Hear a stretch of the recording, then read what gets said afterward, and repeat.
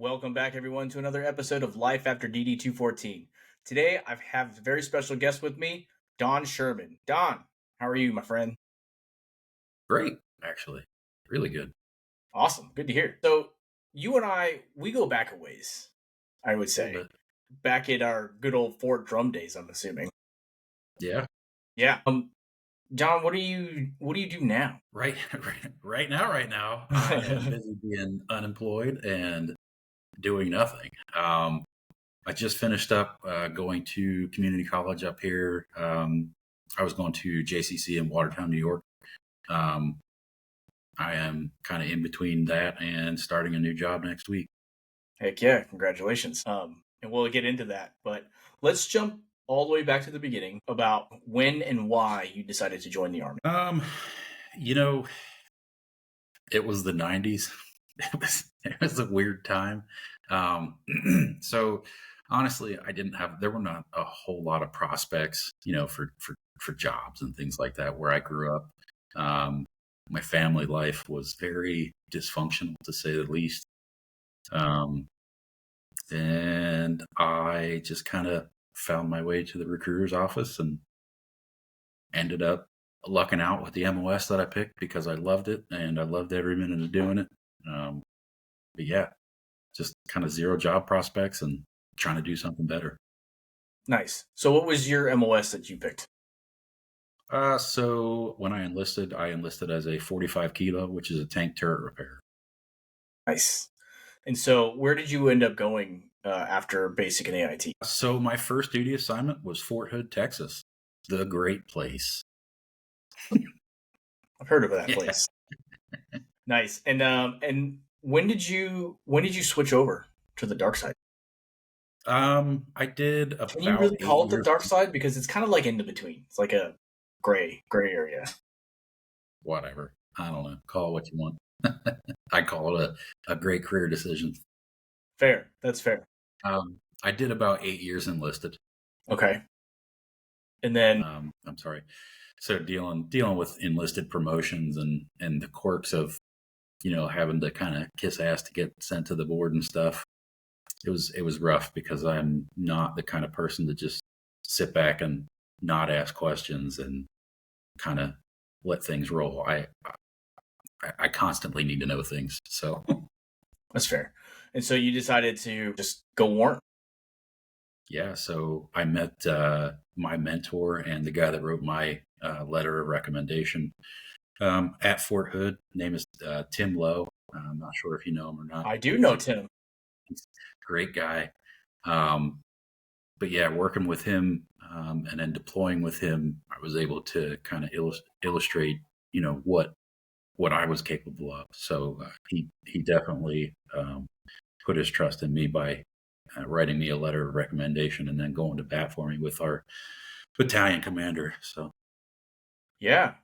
When did you leave Fort Hood? So I was at Fort Hood from 2000 to 2002. And then I went to Korea for 15 months. And then I came back to Fort Hood from 2003. And I think I left in 2008 officially. Okay, so that's probably the overlap there. Because I know Tim from Fort Hood, and I deployed with the guy. But it was 9. Yeah, he deployed a few times out of Fort Hood. Yeah. But mine was 2009 to 2010. Right after, yep. So, yeah, I got to Fort Hood at around 2008. I did the whole train up and then deployed 9. So you were just leaving as I was coming in. And then we ended up finding each other. Weird serendipity. We found love in a hopeless place, right? Yeah. The mountains of New York. Yeah. The 10th one. 1 through 9, we're not quite sure where they went. But yeah, so how did you end up getting to Fort Drum? I'm assuming you went to walk, and then all things considered, they decided, Fort Drum for you. So my first duty assignment as a warrant officer was actually Fort Leonard Wood, which I don't know who I pissed off to get Fort Leonard Wood and then Fort Drum. You know what? Knowing you, it could have been anybody. It's possible. But yeah, my first assignment was at Fort Leonard Wood, and then as soon as I hit the 2-year mark, I was like, "Hey, Branch, can you send me somewhere else? Because this is lame." there, there was next to nothing for me there at Fort Leonard Wood. It was a very boring job. Yeah, I guess you just pissed off Branch enough to be like, all right, fine, I got a place for you. Yeah, maybe. But yeah, I got to Fort Drum in 2011, right after First Brigade came back from a deployment, I think, to Afghanistan, and then had a couple years to hang out and get used to things before we went again. Yeah, because we were there in we were in Afghanistan in 2013. I'm assuming that you stayed on Fort Drum until retirement. Actually, I didn't. Okay. So I came back from that deployment in 2013. I was with 10th PSB for a few more months after we came back, and then I moved. The sustainment brigade was moving, and I went to work in their. I can't remember. I think it was the MRB Material Readiness Branch in their SPO. So I did that for the Rear D while they were deployed, and then the folks in G4 liked me so much that once the sustainment brigade got back, they pulled me up, and I worked in the Division G4 maintenance for a few. Honestly, I think it was almost 2 years. The Division G4 was our previous commander from Afghanistan. At least when Sustainment Brigade was forward and you were behind, the Division G4 at the time was our previous 10th BSB commander. I believe. Did Colonel Jansen move up there? Yes.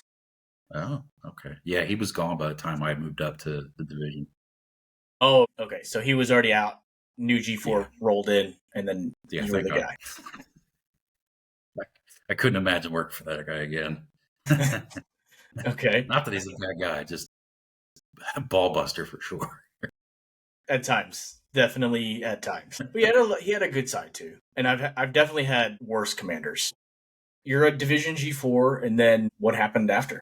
So I actually deployed with the Division G4 too to Afghanistan. That was an experience. I got to sit on Bagram for a year. Yeah, I was going to say, I don't know whether to consider that a deployment or not, but I was gone. You were in a different country, Yeah. and doing things that were part of your job in the Army. Yeah, that. So yeah. And actually, I mentioned that to say that when we were in Afghanistan, I actually started talking with our DLA reps there in Afghanistan, and one of the guys that was there just happened to be the same MOS as me. And I was like, "How are you here with DLA? Like, what? Is that a thing?"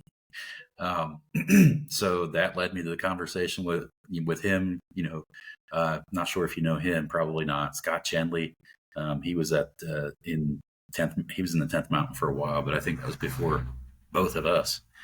But yeah, talking to him, and we got with Branch. He was ready to leave, and I was ready to go. So I ended up going to DLA, Land and Maritime in Columbus, Ohio, as my last duty assignment.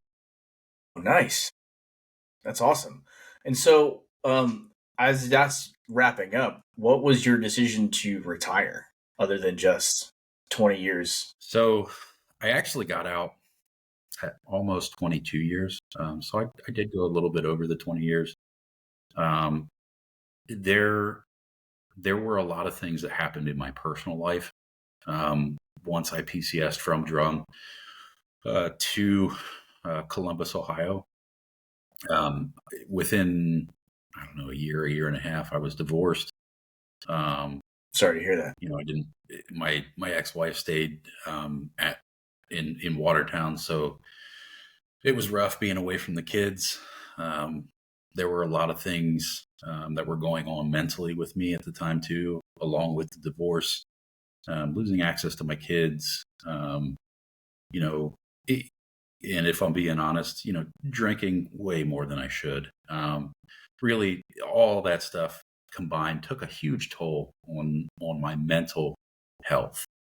So really, that's what kind of geared me towards it. It was time to retire because number one, I knew that I, at the level I was a CW3 at the time, getting ready to be boarded for CW4, and I knew that my time in a shop was done. I was never going to be back in an armament shop ever again, and that's really what I loved doing in the Army.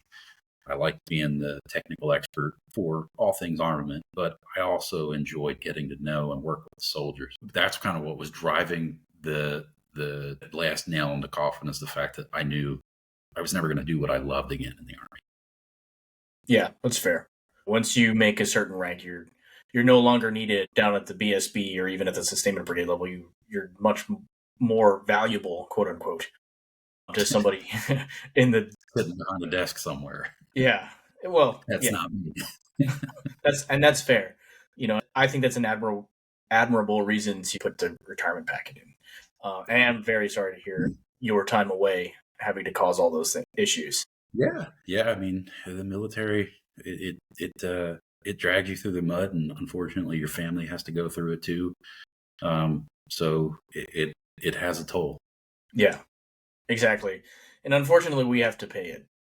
A lot more than others. And so when you decided to retire, you put in your request, I'm assuming about a year out? Yeah. So as soon as I hit that year mark from where I knew I was going to retire, I put the retirement packet in. Working through that during COVID was interesting. So you were a COVID retiree. Yeah, it was a very strange time. Nobody was in the office anymore. There isn't really a military installation in Columbus, Ohio. It's the Defense Supply Center. There's like a National Guard unit there and a bunch of big buildings where DFAS and DLA does their thing. So everyone was sent home from the office. Everyone was a teleworker at that point. And because I was retiring, there was already a replacement there for me. I was pretty much just hanging out. I wasn't doing meetings anymore.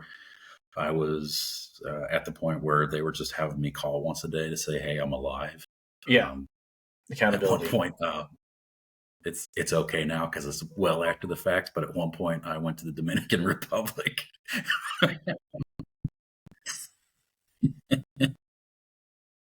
You got to enjoy your last year in the Army somehow, right? Like, I mean, he wasn't doing anything, so. All right, that's fair. So what were the last few things, like, if you, as you're going through it, all telework and all, over Zoom meetings, I'm assuming, but how was SFL tap done? So I was fortunate enough to be flexible because where I was, they didn't have an SFL tap program. Okay. And we technically fell under Fort Knox for HRC. But because of the situation with my kids and my divorce and all that, my commanding officer let me come to Fort Drum to do my SFL tap. So I came back up here several times, was able to get visits in with the kids, and was able to do everything up here. Honestly, I think that benefited me a little bit more than it would have going to Fort Knox, because, I mean, everything, like my family and stuff, was here. I'm obviously living back here again. So, like, I think it was for the best. Yeah, honest to God, I think this is a really good moment to say that's how you take care of a soldier, right? Oh, yeah. Like, your family is in Watertown. If it's possible to send you there to do the things that you need to do to retire from, then yeah, absolutely do that. Instead of going to Fort Knox, it's just completely isolated in that capacity. You don't have your family there. You don't have anything there. At least they sent you somewhere where you can see your kids. You can spend time with them. And I think that's admirable. Like, that really is taking care of a soldier.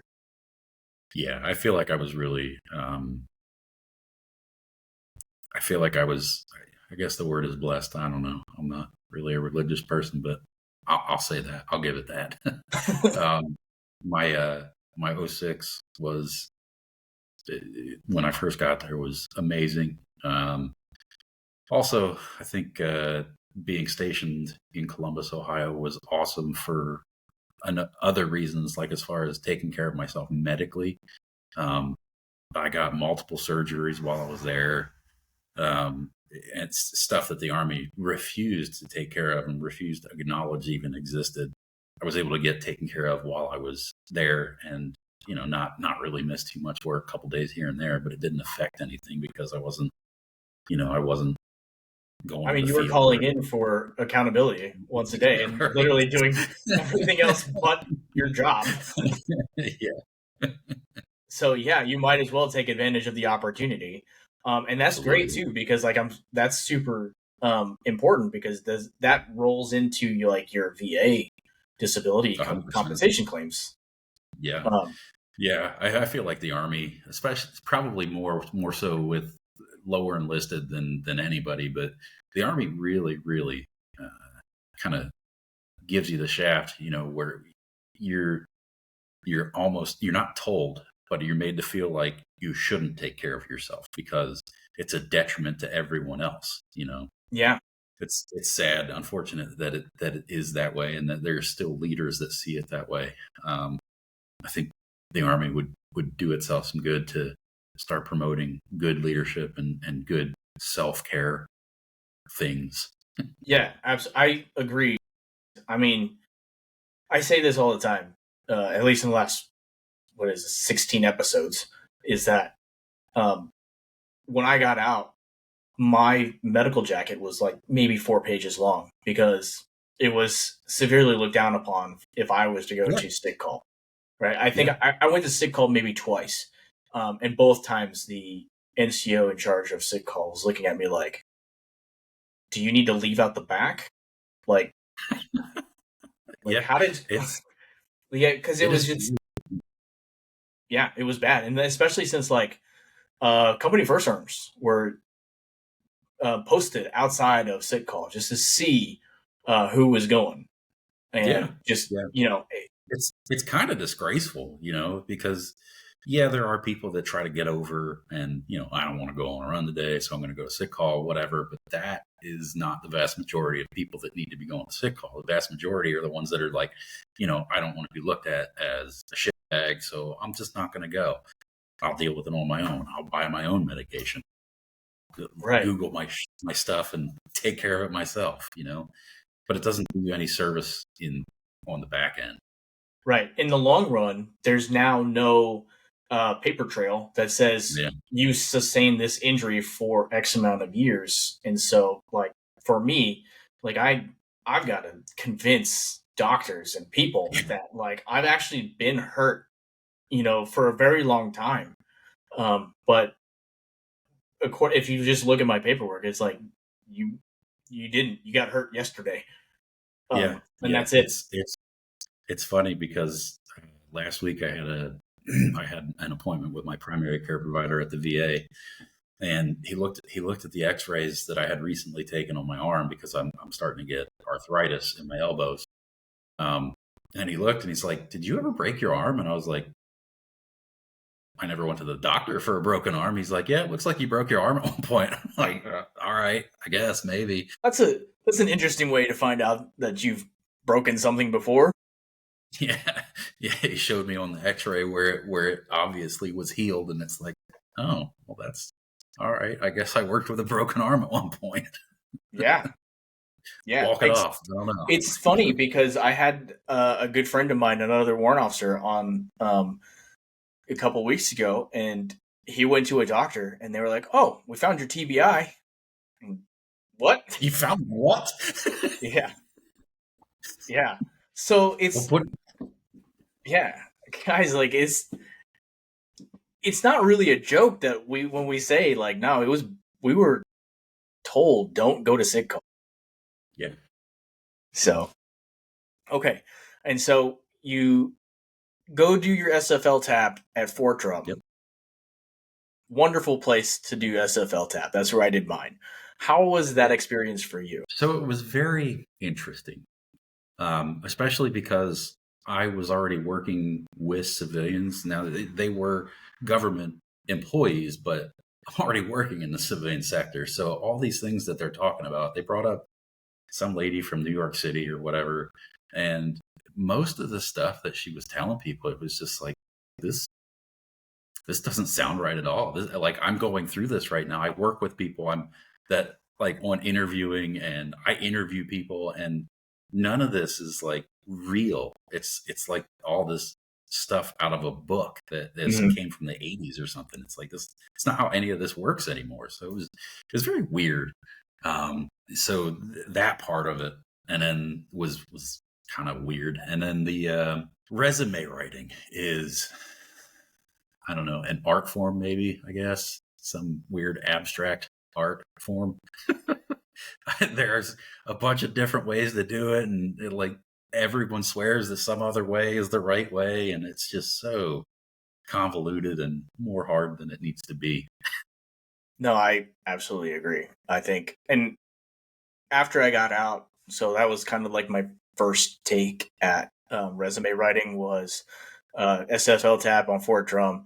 And then I don't know, I could probably tell you that I've been to a handful of different interview classes and transition classes and things like this. And each one of them had their own way of making a resume. And they were like, this is it. This is the best way to do it. The way.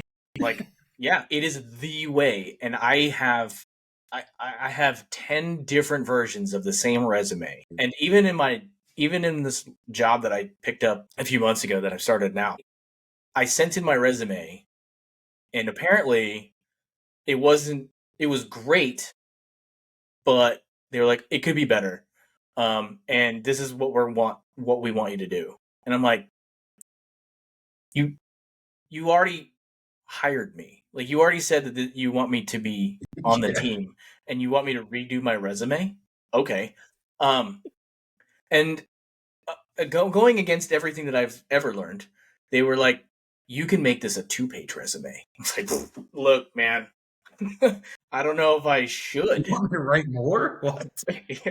Yeah, exactly. They wanted me to write more. And I was like, I have the information you were looking for, but formatting it into this 1-pager was enough. Now you want me to make it a 2-pager? Settle down, guys. Settle down. Yeah. Also, way to put the cart before the horse. You hired me and then asked me to redo my resume. Yeah. Are you going to fire me for not redoing my resume? It was a weird situation that I found myself in, but here I am. So what was your biggest worry? Did you know that you were going to stay in Watertown, or did you have aspirations to go somewhere and move somewhere else? So when I retired, I actually moved back home to Pennsylvania, where I'm from, for about 3 years. Okay. And I'll tell you, with the uncertainty of what was going to come back from the VA, my biggest worry was money. That's it, money. Because, the retirement pay from the Army, it's nothing to scoff at, but it's not the money I needed to sustain what I was doing in life. Right. Especially with child support payments. Right. That was awful. So yeah, money was definitely a huge concern. Finding a place to live was, in the Army, you have to find a place to live, but you get paid extra money to hang out in the hotel and do whatever for a few days, and eventually you'll find something, or you can just live on post. But retiring, it's like you don't get that free money. Like, I need to, do you have a couch I can sleep on? I actually stayed with my sister for probably a good month while I was job hunting and house hunting. So it was very weird going back home and being like, hey, can I couch surf for a little while? Because I'm broke. Yeah, especially after being, 22 years in the Army, being your own person, and all of a sudden you're like, I need to couch surf on a family member's I need to depend on other people. What's going on? Yeah, It was very weird. She was awesome. Her and her fiance, just her fiance especially. I love that dude. But it was awesome being able to hang out with them and still kind of do my thing. But nice. yeah, money, money, money, money. That's what it all comes down to. And how did the VA disability claims go? Because did you do that concurrently during your last year? Yeah. Um, So I think it's still a thing, but you can file up to a year out. Um, and my first experiences with VSOs was not great. I dealt with one at the VA. I think he was a DAV rep that worked at the VA in Columbus, Ohio. And, he talked a good game. He's like, I got you. You're a little bit before the 1 year mark, but it'll be fine. And I got my first rejection notice 3 weeks later. So it was like, all right, I don't like that guy. So I went to the next county over and talked to the DAV VSO there. And he seemed very confused about the process and submitted everything. And I got my second rejection notice, so I had 2 rejection notices within 6 months. And it was like, what are we doing here? Like, this is not cool. This is my life afterwards. So really, the start of COVID was really when I got to kind of buckle down and start looking into things on my own. Looking up, I was looking at the different VA level ratings and their jacked up percentages system that they have, and figuring out the ins and outs of how things have to be worded and all that. And to be honest with you, after looking at all that and going online and filing the claim myself, it really wasn't hard. But it was a matter of just doing the research and really doing the work, and then digging through all of the mental trauma from all of it. If there's one piece of advice I have for anyone that's in, especially with the mental health part, anything that bothers you, anything that you think about randomly on nights when you're alone, or something happens, you're somewhere and it just brings back a memory, put it down, write it down, because that's all there because of the Army. It's all there because of the Army. So you deserve every cent you get from shit that you went through. yeah, absolutely. As of right now, that's how I, got my disability compensation, is just by the things that I've had to experience. Yeah. Majority of it is for me too. I think I'm rated 70% for mental stuff, and then I have a whole bunch of other ratings because I'm old and falling apart and ugly and dumb and whatever. Yeah, all correct. Because when you got out and you finished couch surfing, what was the job search like for you? Because you're in a different place. Granted, you're living on a family member's couch, which is plugging you back into a social pipeline. Yeah. How was the job search, and how was your mental state during that part? Because you're already broke, you already don't have a place to live, and I'm assuming your kids are with your ex-wife at the time, so you're Yeah. away from your family. Yeah. One thing I can say is the fact that I didn't have with my kids with me, and they weren't depending on me physically at the time, like that was a relief. At least, they had a roof over their head. They didn't have anything to worry about. They were going to get, my ex-wife was going to get my money no matter what. So I didn't really have that to worry about too much. The job search thing was really kind of a haphazard kind of thing to go through. Because being a warrant officer, obviously you're a manager of people, you're an expert in your craft, but there are not a ton of jobs out there for people who know stuff about tanks and guns, and that's just not a thing. So I had to rely mostly on the maintenance management portion of it, and really the the job that I was able to land, I feel like I sealed the deal on that because of my experiences in the Army and having to be in one location and have people at other locations where I'm having to monitor what they're doing. Because that's a lot of what my job was in the job that I got eventually after I retired. But applying for jobs, I applied for. I know there's people that had to do a lot more to get what they got, but I think I applied for 15 or 20 jobs, something like that. Interviewed for several of them. Interview processes for most of the companies were different for everyone, so it was very weird. And then eventually, the job that I ended up with was with Schneider National. It's a trucking company.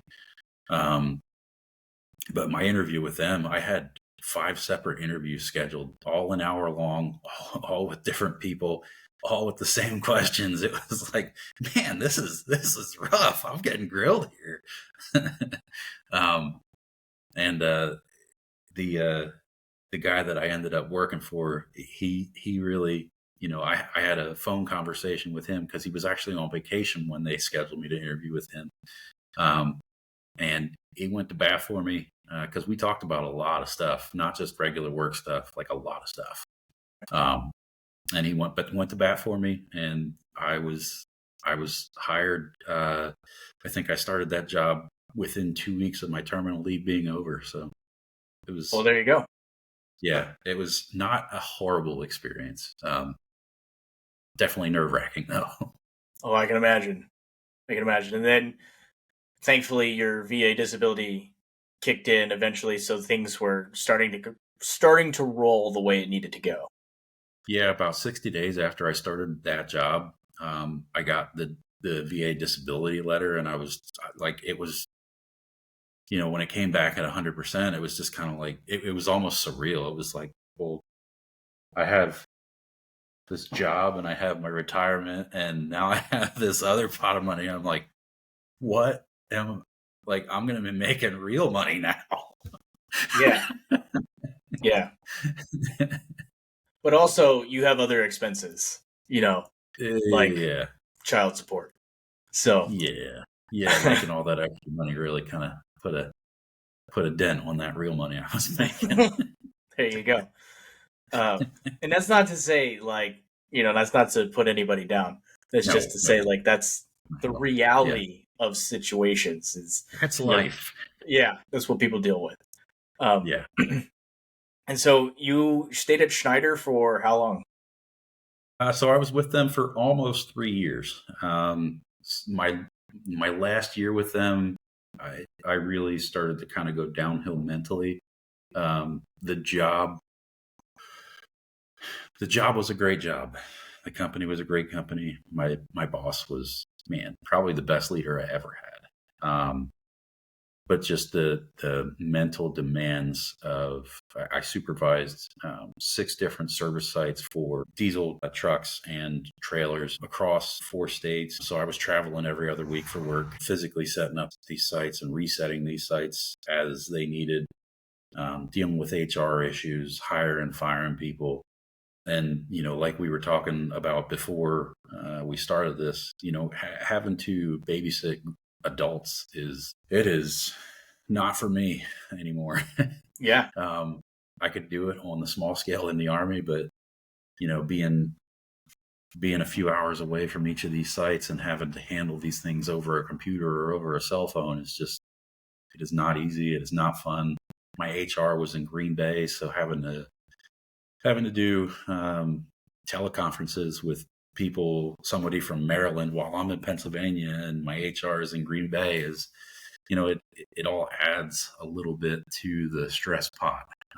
And then on top of all that, the things that occurred with the withdrawal in Afghanistan affected my mental health greatly, a lot more than I realized, honestly. So alcohol became another big factor in that. eventually it got to the point that I started seeing a substance use disorder counselor at the VA. And after about 5 or 6 appointments with her, and kudos to the VA, at least where I lived in Pennsylvania, that they were awesome. They were on top of it.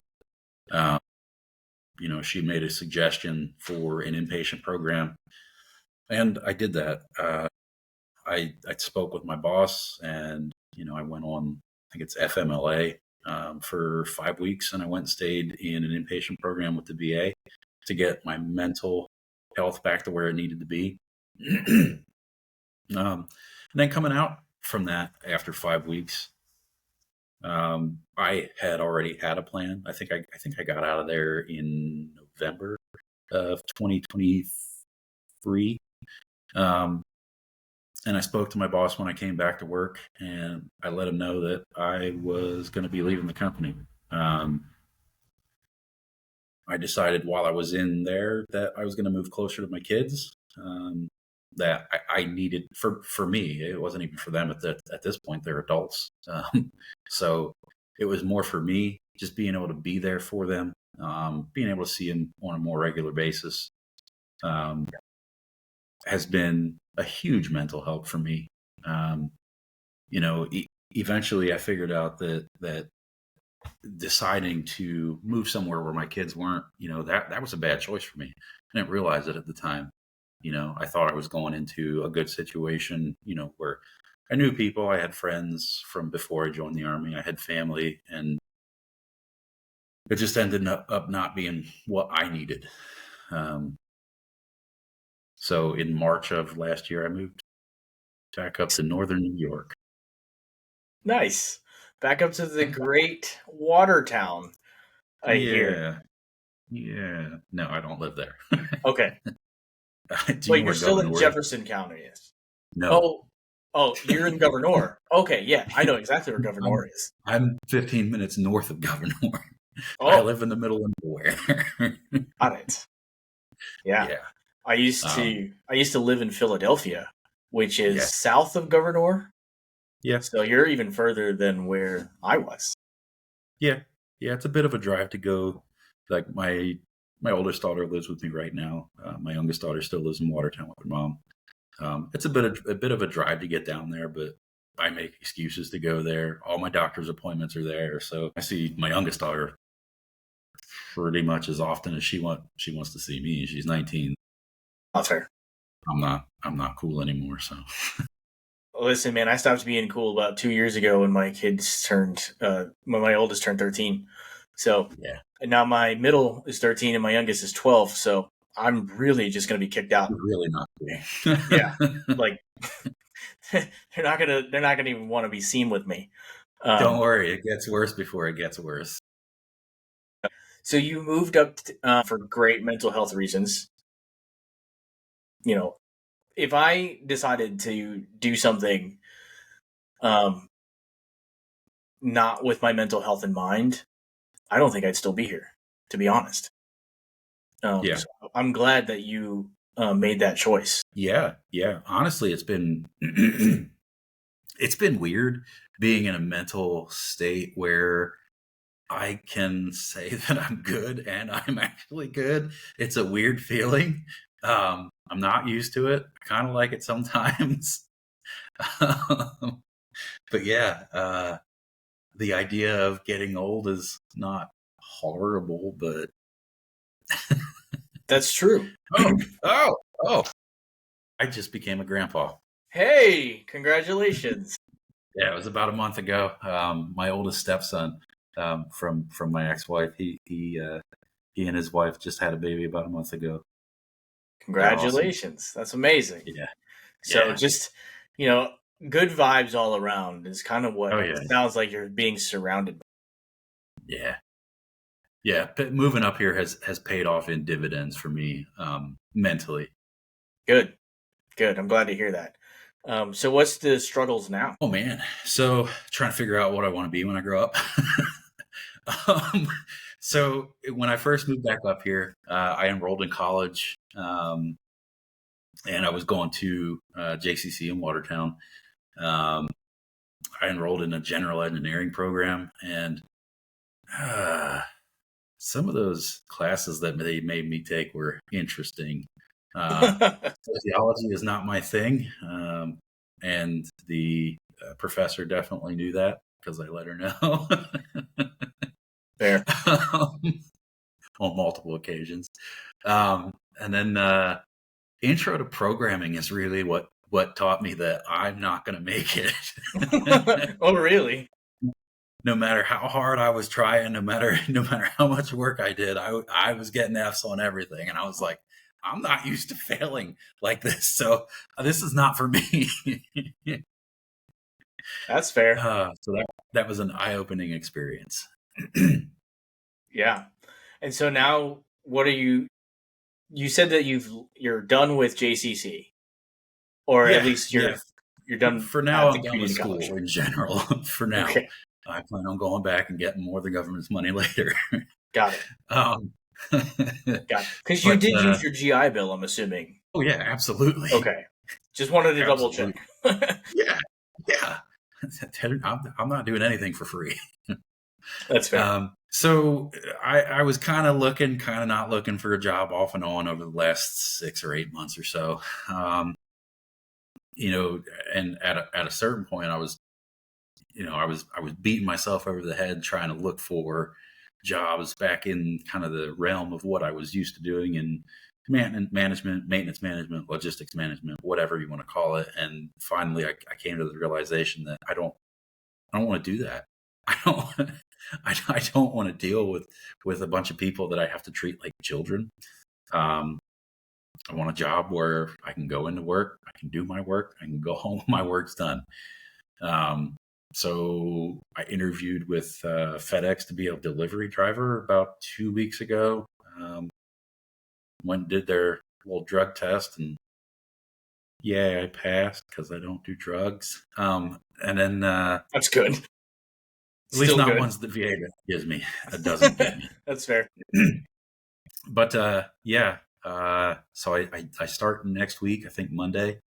So looking forward to having some extra money because this house needs some work and I need extra money for it.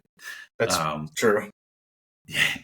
So I'm kind of excited about getting out and doing something again. Something that's going to keep me active.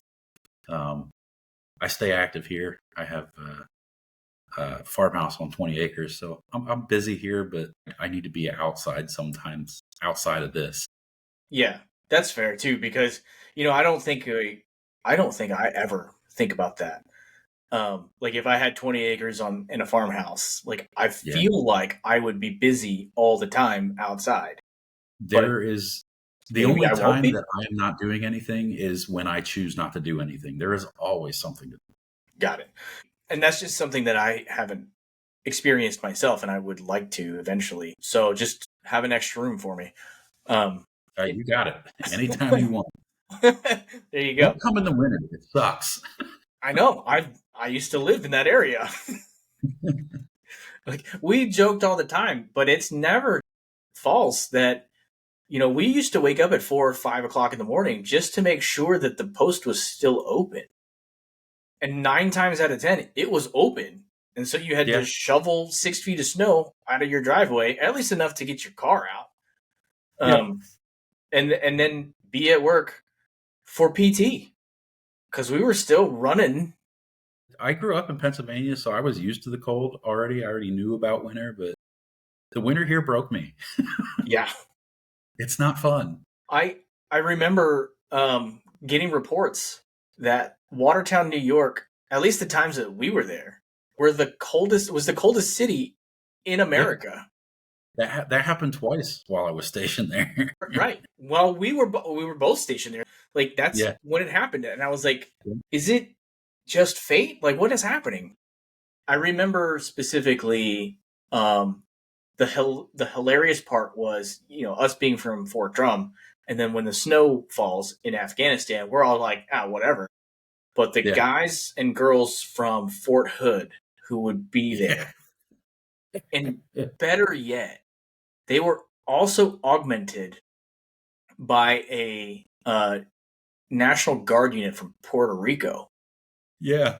They were Not having a good frozen. time. Yeah, they hated it. I don't think I've ever seen enough like that many marshmallow suits in my entire Army career. What are you doing? It's not even cold. Yeah, and like the Fort Drum folks are like, we barely have a waffle top on. We're just kind of like, this is this is toasty. So, last two questions, and we'll wrap up. Yeah. What is your biggest piece of advice to anyone who is thinking about transitioning, whether it's getting out or retiring? What is that one piece of advice that you want that person to know before they get out? Man. So, number one, medical documentation. Even if it's just going and talking to somebody, outside of sick call hours to make sure something gets documented. And then make a plan. As silly as it seems, sometimes the simple stuff is really, really the things that end up paying off in the long run. Is have a plan, even if it's just a basic one, something to kind of guide you along your way. Yeah, that's probably it. Yeah, I'd say write that plan down also, because I am notorious for like, it's all in my head. I got it. Is that a man thing or is that an Army thing? I don't know, because I do that all the time. It could be both. And honestly, it was the Army that was like, no, you write everything down. Like, I've never gone into a meeting without at least a notepad or something, right? Like, because I know. And also, I'm notorious for this also, is I'll write one word and be like, and I don't know what that means. and I go, I know what that's going to be. Like, 2 days later, I look at my notes and I go, why the heck did I write down lunch? Like, oh, that's launch. Either way, I still don't know what that means. And honestly, that's a habit that I haven't been able to break myself. Like I had a meeting with my senior developer earlier today, and he's like, "Hey, I need you to do this, this, this, and this." And so I wrote down 3 out of the 4 things, and I was like, "I'll remember the 4th one. Don't worry." 5 minutes later, I'm like, "Hey, what was that 4th thing again?" Because I knew at that point I was like, "No, I'm not gonna remember." Yeah. Okay, last question. Better make it good. It will be. It will be. Because I already have a couple of answers that I'm just by looking at you. What's one thing that you did in the Army of all 22 years that you just can't not do? Like, for some people, they still tuck in their shoelaces into their boots, but also their running shoes. Yeah. I definitely tuck my shoelaces in my boots. I actually still wear the green socks. Can't get away from them. I go on post and buy them when I need them. I don't know. It's like my blankie. I need it. Oh my god. I've not heard that one. Yeah, it's been 4 years and I still wear the green socks. And well, okay, so I understand like having green socks from your time in the military, but no. This man said he goes back on post to Clothing and Sales and buys new green socks. The socks. They're not great socks, but they are. I don't know. They make me feel better. Green socks. That's amazing. Yeah. Okay, so far that's probably the best one that I've heard. I thought you were going to say something like, I shave every day. I keep a military style haircut. I'm like, no, I did not expect green socks. So I appreciate that very much. Yeah, no, I shave because I can't grow facial hair. It's hard. Get here and here. Kind of look like Joe Dirt. Can't do that. I mean, you can, but it's probably not the look you're going for. I just wanted to make sure that I had the veteran beard and the veteran hat so that everybody knew who I was when they see me. Yeah. Yeah, I don't do any of the veteran stuff. I don't display any of the stickers. I don't wear a hat. I don't none of it. I don't know. Since I left, that's not me. I'm me. That's okay. You're not the only person. So, all right. I appreciate you taking the time to hang out with me. Like I Absolutely, said, it man. was kind of an emergency. The person who was supposed to jump on, I had to cancel. So I appreciate that so much. Like I said yesterday, anytime, man. Anything for you. Anything for really anybody that I've spent any time with in the military. I got nothing but love. Awesome. So as long as everybody heard that, everybody hit up Don for whatever they want. If you have my phone number, it's been the same since like 2009, something like that. So There you go. So just text him or call him or both. Just don't send any weird pictures. you could do that. You might get weird Okay. ones back though. There you go. I was gonna say, like, well, now we just opened the floodgates for you. All right, everyone, take a moment, like, share, comment, subscribe, and later, lads.